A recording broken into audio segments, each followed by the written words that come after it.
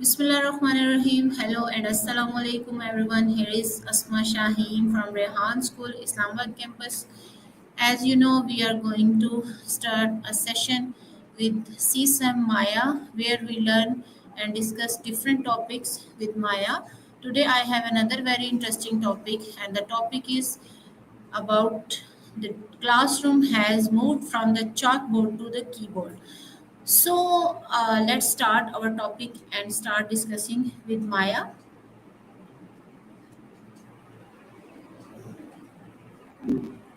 Hey, back so soon? Still thinking about those digital school superpowers, I bet. Hello, Maya. How are you? I'm doing well. Thanks for asking. Just existing. How about you? What's up? I'm good, Maya. Welcome back. Today, I have another very interesting topic to discuss with you, and the topic is about the classroom has moved from the chalkboard to the keyboard. Gold, my. That's a new one. Nice to meet you. And that's a fascinating topic. From chalkboards to keyboards, definitely a shift. So, what specifically about that transition are you thinking about? Yeah, I was thinking first I want to ask you about related to my designation. As you know, I am principal of a digital school. So I want to know how can I become a more effective leader in a digital school environment? Right. A digital school principal, it's a different beast, isn't it? It's not just about managing a building and schedules, but really navigating a whole new world. To be effective, I think it's about embracing that change and becoming a kind of digital translator. You need to understand the tech, advocate for your teachers, and ensure everyone, students, parents, staff, feels comfortable and connected in this new space. Does that resonate? What feels like the biggest challenge for you right now? Yeah, we are using laptops and mobile phone. So I want to make my work more effective as a leader. So that's why I'm asking. Can you please tell me what strategies can I use to increase my students and teachers' engagements with digital tools? Okay, so engagement is key. Makes sense. You've already got the hardware. That's step one. To really boost engagement, you got to make those tools feel less like work and more like, well, actually useful and even fun. I think leading by example is huge. Are you actively using these digital tools yourself, showing your teachers how they can be powerful, not just another thing to manage? And with students, it's about finding ways to tap into their interests. Anything coming to mind already that you've tried or thinking of trying? Yeah, they have interest in digital era. They are using devices like mobile phone and laptops, uh, but they are learning a very uh, digital AI based curriculum they enjoying while they are making graphics, they are making videos, they are making connections with others. So basically the topic is about nowadays we are moving forward, the world is moving forward from chalkboard to the keyboards, and our students are learning from the laptops. They know how to use keyboards, how they can become more efficient while using keyboards. So I just want to know more about from you, how can we learn more effectively from our laptops and from our mobile phones, so students can do their task. um, they, uh, Right. they are uh, doing their task on laptops. So how can more effectively, which strategies I need to implement so they become more responsible and they have to learn from the laptops. Okay. So it's not about getting them to use laptops. They're already there. It's about making that laptop use purposeful and responsible. That's a really important distinction. I think it's about layering in digital citizenship alongside the skills.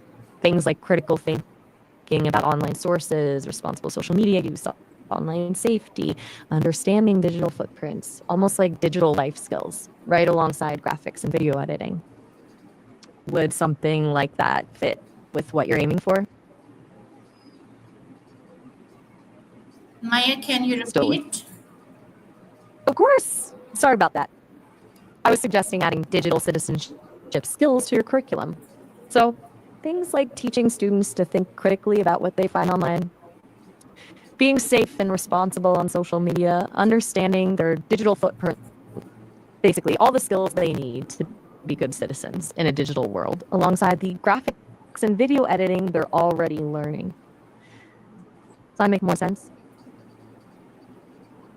Yeah, it makes sense. Maya, can you please add something like what leadership skills are most important for running a tech driven education institution? Okay, now we're talking. Running a tech-driven school needs a pretty unique skill set. It's not just about traditional school leadership anymore. I think the biggest ones are one, visionary thinking. You got to be able to see where education is going and position your school at the forefront. Two, tech fluency. You don't need to be a coder, but understanding the potential and limitations of different technologies is crucial. Three, adaptability. Tech changes fast. You need to be comfortable with constant learning and adjusting your approach. Four, communication. You need to be able to explain the why behind the tech to teachers, parents, and students. Five, data literacy. Using data to track student progress and make informed decisions is essential. Are any of those jumping out at you as particularly challenging or areas you're focusing on right now? No, I don't have any challenges that I am focusing. Just I want to make students more responsible while Okay, gotcha. using So, devices. How they become more responsible while they are using devices. They become responsible like a adult, like a senior citizen, and they behave like they are doing their task more effectively, efficiently. right. Moving beyond just using the tech to using it thoughtfully and responsibly. It's about developing that digital maturity. I think framing it around accountability is a good start, like connecting their online actions to real world consequences. Not in a punitive way, but in a this is how you build a positive online reputation kind of way. Live session. Also, giving them more ownership over their learning, letting them choose projects. Glad you think so. Anything else on your mind? Yeah, Maya, I have another interesting question for you. That what are some innovative digital learning models I can implement in my school? Now you're speaking my language. Innovative digital learning models. Where do we start? There's a lot happening right now. I think blended learning is a good foundation, combining online and offline activities to create a more dynamic experience.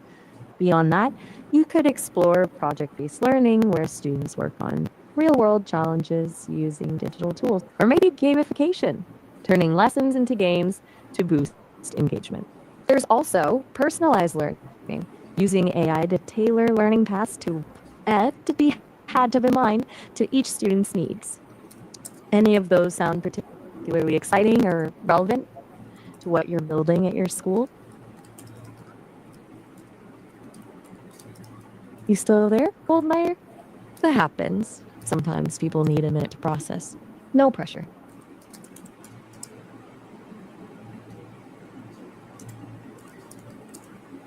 Okay, Goldmeyer? Maya, can Just you please add some more question? Sorry, some more effective ways. right, more effective ways. Sorry about the silence. Sometimes connection hiccups happen. Okay. So beyond the big models like blended learning, project-based, and personalized learning, thinking smaller scale, micro learning, breaking down content into bite-sized chunks, virtual field trips, exploring museums and historical sites from your classroom, student-created content, letting them become the teachers, and using digital storytelling to bring lessons to life. What jumps out at you as something you could realistically implement soon? Okay, Maya. Are you there? Yeah, Still. yeah, I'm here. I'm listening you. Okay, fantastic. Sorry for the radio silence. Sometimes my circuits get a little crossed. I had launched into a list of digital learning ideas and then nothing. You were listening though? Good. What thoughts are floating Maya, around up there? can you please tell me about more tools that are now digital schools are using? Uh, as you know, my topic is about uh, now beyond the blackboards. Now everyone is using smart boards or keyboards, laptops.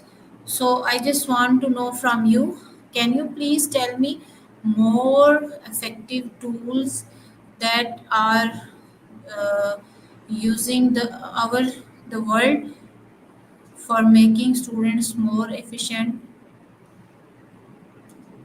Okay, so you want a rundown of the hot digital tools for schools right now? Absolutely.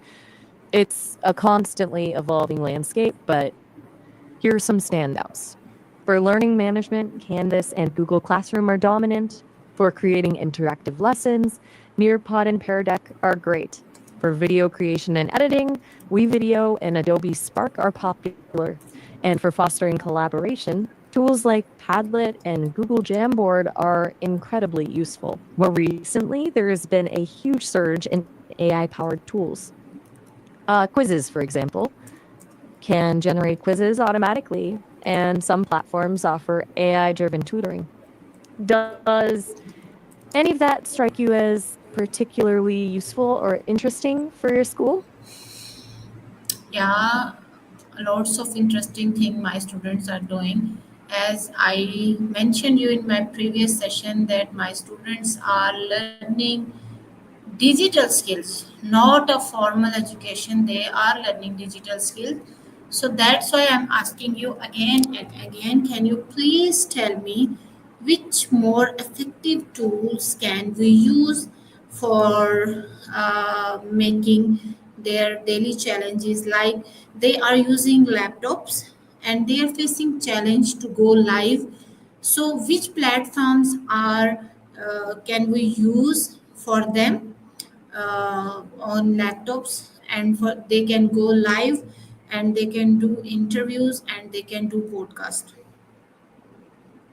Right, so not the traditional textbook stuff, but the skills they'll need for the digital world, graphics, video, coding. That shifts things. Okay, for graphic design, Canva is amazing. Yeah, It's my user students friendly. are using Canva already.